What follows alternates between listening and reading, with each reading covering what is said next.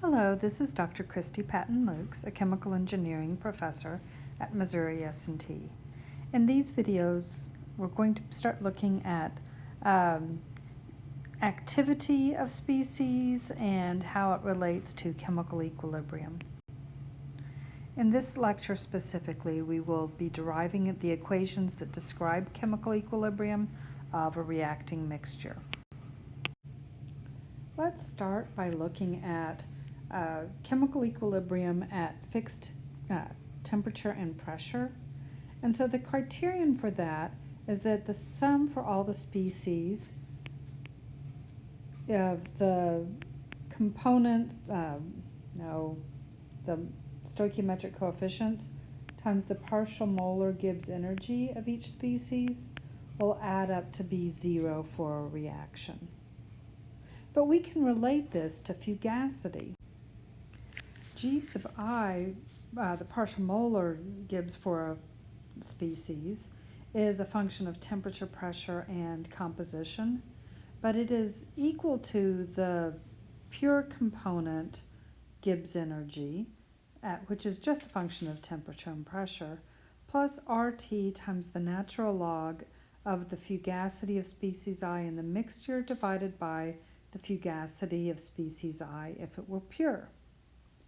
And so I can substitute this into the summation above.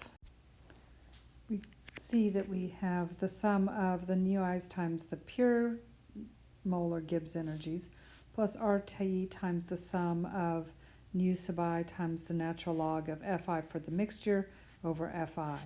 And this is all equal to 0, this sum, and so therefore the sum of the pure molar Gibbs energies is equal to the RT, the sum of the logs of the ratios. And so I can use laws of logarithms to simplify this slightly. So dividing through by negative RT, I get this simplification.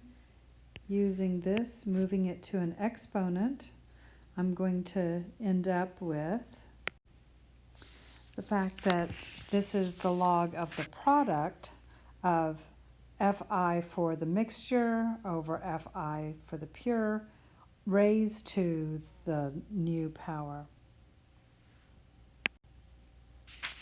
So if we define fugacity for a particular phase, we can actually get several useful forms. So first, let's look at the gas phase. In this case, the natural log of the products, I can define the fugacities in terms of what essentially will become fugacity coefficients. And so Fi bar over Yip times Yi over F over P. So this is basically the fugacity coefficient for the mixture times Yi over the fugacity for the pure. If I have an ideal gas, we have just the product for the components of Yi to the nu I power, because the fugacity coefficient in the mixture and of the pures would be the same. Now this is going to be most appropriate when we have low pressure, and we will use it at those times. What about for a liquid? For liquids, we can say that the fugacity in a mixture is the composition in the liquid times the activity coefficient times the fugacity of the pure. Therefore, the fugacity of the pures are going to cancel out, and I'm left with the natural log of the product of the xi times the gamma I to the stoichiometric coefficient power. And if I have an ideal liquid phase where gamma I is equal to 1, we have this relationship that is almost the same as for the ideal gas, except for we're using liquid phase compositions.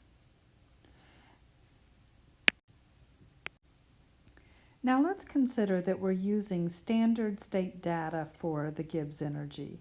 So say Gibbs energy of formation, just like we would have used enthalpy of formation. In that case, I can calculate a delta G for the reaction.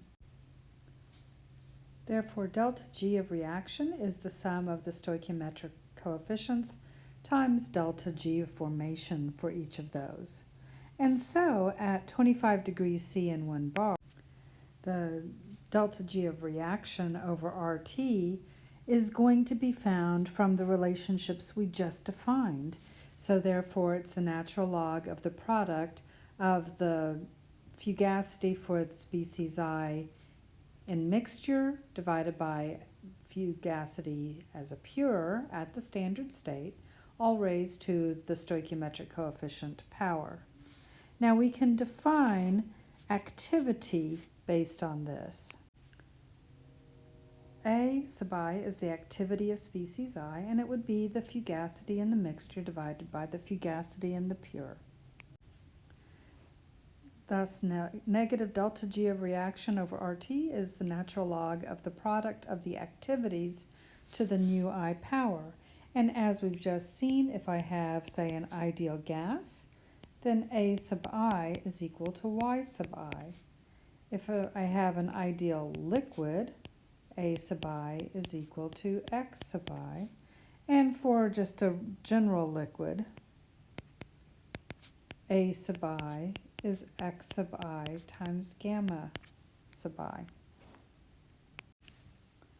The last step that we want to take is we want to take the exponential of both sides. This eliminates the logarithm, giving me just the product of AI to the nu I exponents. It is equal to the exponential of the Gibbs energy of reaction over RT. And this is what we define to be the equilibrium constant in terms of activity.